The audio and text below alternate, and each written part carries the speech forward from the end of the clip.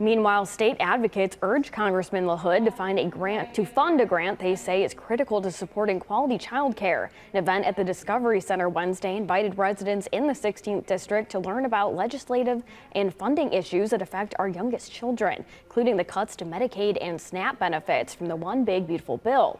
Organizers highlighted the Head Start in Child Care and Development Block Grant, which they hope LaHood supports ahead of the upcoming 2026 fiscal year federal budget. They say a person's story can make a big difference.